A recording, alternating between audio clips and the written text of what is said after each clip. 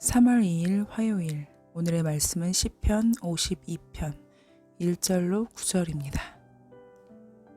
여러분, 모든 사람들은 하나님의 심판을 피할 수 없는 존재이죠. 그러나 하나님을 믿고 신뢰하는 사람들은 하나님을 기뻐하고 하나님을 누리며 살아갑니다. 물론 하나님의 엄위하심을 느끼며 하나님을 존경하며 두려워하지요. 여러분은 얼마나 하나님을 사랑하고 또 존경하며 두려워하십니까? 오늘 시편은요, 다윗의 마스길, 인도자를 따라 부르는 노래입니다. 에돔 사람 도액이 사울에게 이르러서 다윗이 아히멜렉의 집에 왔다라고 그에게 말하던 때에 라고 제시가 되어 있는데요.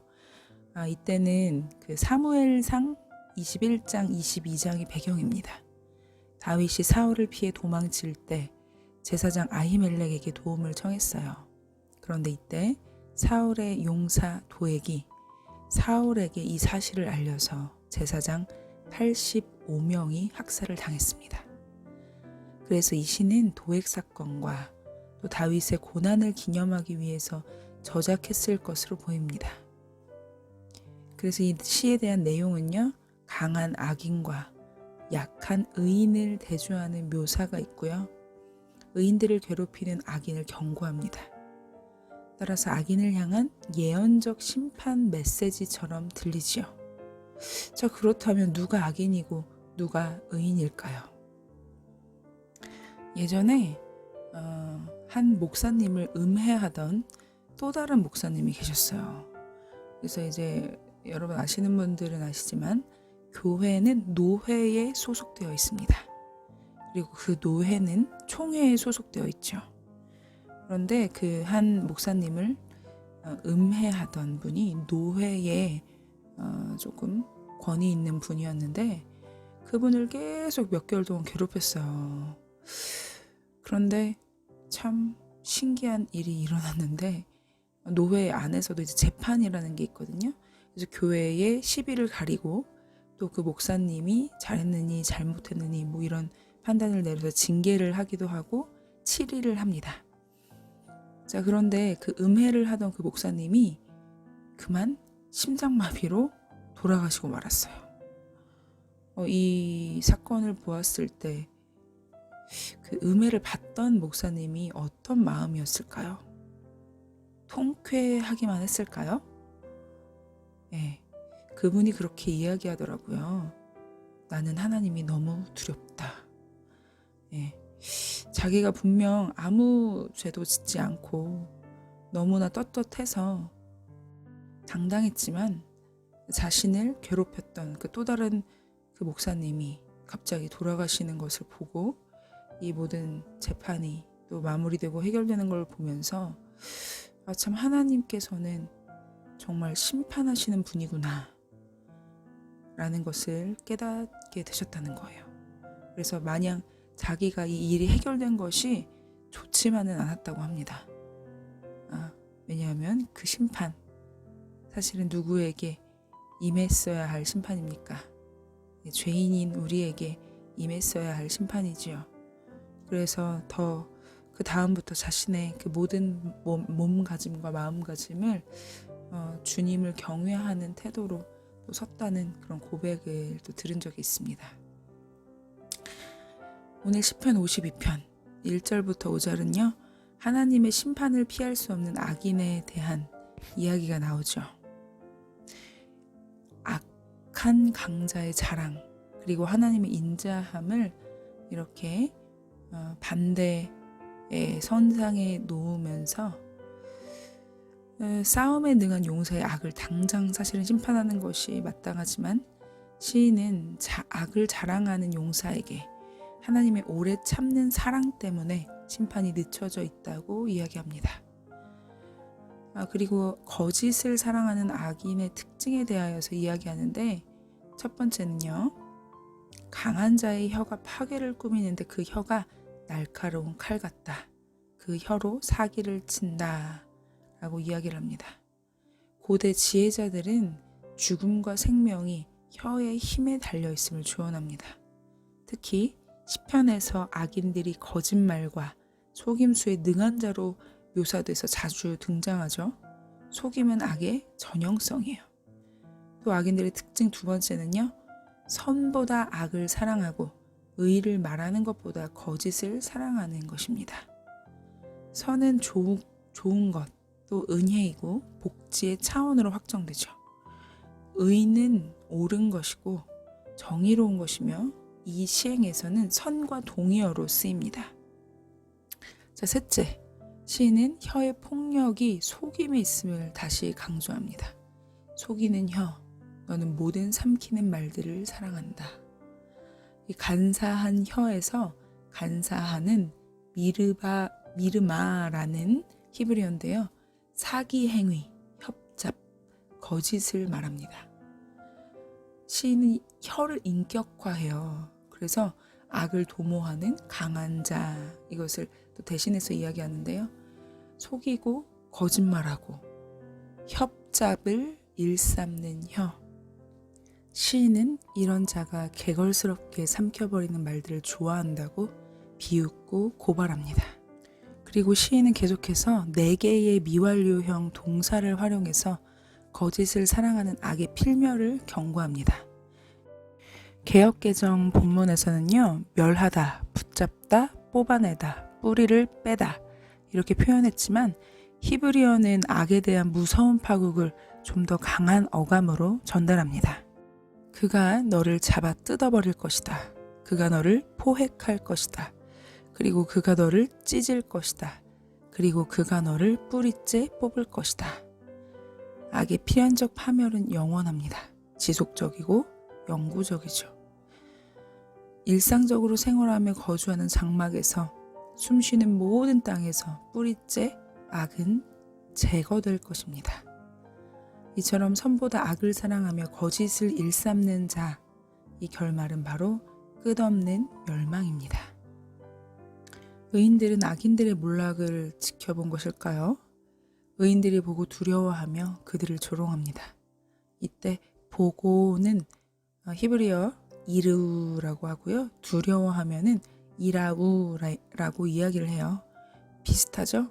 어감이 또 언어가 그래서 언어 유희를 사용했는데 보다라는 뜻을 가진 라 동사랑 두려워하다라는 뜻의 야레 동사 활용을 통해서 시인은 악인의 파멸을 즐기고 있습니다. 악인들이 맞이해야 할 심판이 늦게 도착한 것처럼 느껴지는 상황에서 이것은 하나님의 정의 실행인 것이죠. 그래서 이것을 목도하는 것은 의인들에게 위로와 기쁨이 됩니다. 그러나 아까도 이야기한 것처럼 두려움과 즐거움의 병행이 참 역설적이지만요. 하나님의 행하시는 일에 대한 두려움, 경외심을 갖는 것, 사실은 이것이 지식과 지혜의 시작이죠. 악한 계략을 자랑했던 강한 자와는 의인의 운명이 완전히 반대가 되죠. 이 8절을 히브리 시행의 배열대로 읽을 때 의미가 좀 강하게 느껴지는데 제가 한번 읽어드릴게요. 그러나 나는 울창한 올리브 나무 같습니다. 하나님의 집에서 나는 자신만만합니다. 하나님의 인자하심으로 영원히. 여기서 울창한 올리브 나무, 이제 푸른 감람나무라고 할 수 있는데요. 이것은 생기와 활력이 넘치고 잎에 윤기가 흐르는 신선한 나무를 표현합니다. 올리브 나무는요, 여러분 그 올리브유나 혹시 올리브 나무 열매 드셔보셨죠? 근데 이 올리브 나무는 가뭄과 홍수에도 아주 잘 견뎌요. 지중해 지역에서 가장 오래 사는 나무로도 알려져 있고요. 1000년을 사는 올리브 나무도 있다고 합니다. 그래서 의인이 하나님의 인자하심으로 인해 영원히 자신만만한 삶, 이것을 고백한 것이 바로 8절이라고 볼 수 있습니다. 더군다나 올리브 나무가 심긴 곳은 하나님의 집이죠. 하나님의 집은 주로 성전을 가리키는 말이지만 가나안 땅 전역을 지칭할 수도 있어요. 그리고 올리브 기름은요, 성전에서 예전용 기름으로, 또 위생과 치료용으로, 미용을 위해, 또 사람뿐 아니라 짐승에게도 유익합니다. 고대 이스라엘 땅은 밀, 보리, 포도, 무화과, 석류, 올리브의 주된 소산지여서 경제에도 유용하고 중요했거든요. 그러니 남을 해치며 악을 계획하는 강자들과 시인은 완전히 반대라는 거죠. 하나님의 집에 있는 울창한 올리브 나무는 의인을 묘사하는 종려나무, 그리고 백향목, 은유와 비슷합니다. 이처럼 재물을 의지한 악한 강자와는 달리 시인은 두 가지를 다짐하며 노래합니다. 내가 당신을 영원히 찬양할 것입니다. 내가 당신의 이름을 기다릴 것입니다. 이것이 평행을 이룹니다. 그 이유도 두 가지로 제시되는데요. 당신이 행하신 일, 그리고 당신의 이름이 선하시기 때문이라고 밝힙니다. 무엇보다 시인은 당신의 성도들 앞에서 고백하죠. 시인은 홀로가 아니라 하나님의 공동체 앞에서 감사와 찬양의 나눔을 실행합니다. 이는 시인이 속한 신실한 자들, 곧 성도들과의 연대이며 예배와 삶의 공동체 안에서 감사를 잊지 않겠다는 신앙 고백입니다. 시인은 하나님의 인자하심 안에서 성도들과의 연대 속에서 하나님을 향한 감사가 계속되기를 바라지요. 시편 정리하면요. 악인은 철저한 죄악을 가지고 있는 사람들, 하나님보다 자신이나 죄악, 또 재물을 더 의지하는 사람들이고요. 그러나 이 악인에 대해서 하나님은 철저하게 심판하시죠. 또 반대로 의인은 악인과 완전히 반대의 선자로 하나님을 자기 힘으로 삼습니다. 재물보다 하나님을 의지하지요. 악이 아니라 선으로 든든하게 행하는 자입니다. 그렇다면 우리는 어느 편에 서야 할까요? 바로 하나님 편에 서야 되겠죠. 하나님을 의지하고 하나님의 인자하심에 감사하고 하나님의 이름을 사모하는 우리가 되었으면 좋겠어요. 자, 함께 기도하겠습니다. 하나님, 오늘은 시편을 보면서 악인의 결과, 그 결과는 결국 하나님의 심판밖에 없음을 보게 되었습니다. 하나님보다 사람을 의지하고 재물을 의지하며 또한 악한 것을 도모하기를 즐겨하는 악인들의 결과는 비참했습니다. 그러나 하나님을 의지하는 자, 하나님의 인자심을 기대하며 사는 의인들은 하나님의 이름을 찬양하고 또 하나님의 행하심을 찬양하며 그 삶이 영원히 흔들리지 않을 것을 보게 되었습니다. 하나님, 우리도 의인의 길에 서길 원합니다.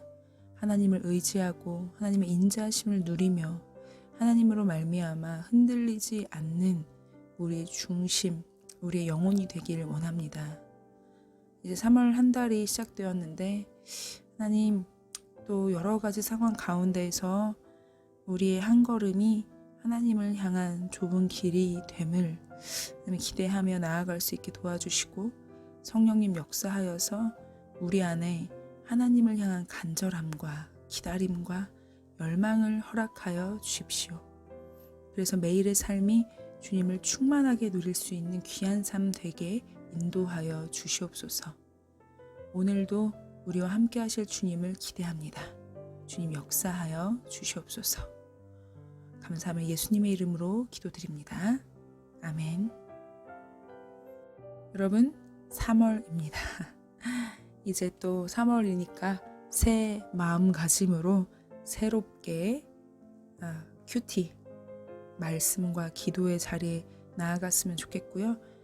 저도 매일매일 하는 게 쉽지가 않아요. 그러나 다시 마음을 다 잡고 여러분과 함께 하나님 말씀 안에 깊이 머물길 원합니다. 오늘도 파이팅입니다. 평안하시고요. 주 안에서 행복하시길 기도드리겠습니다. 오늘도 샬롬!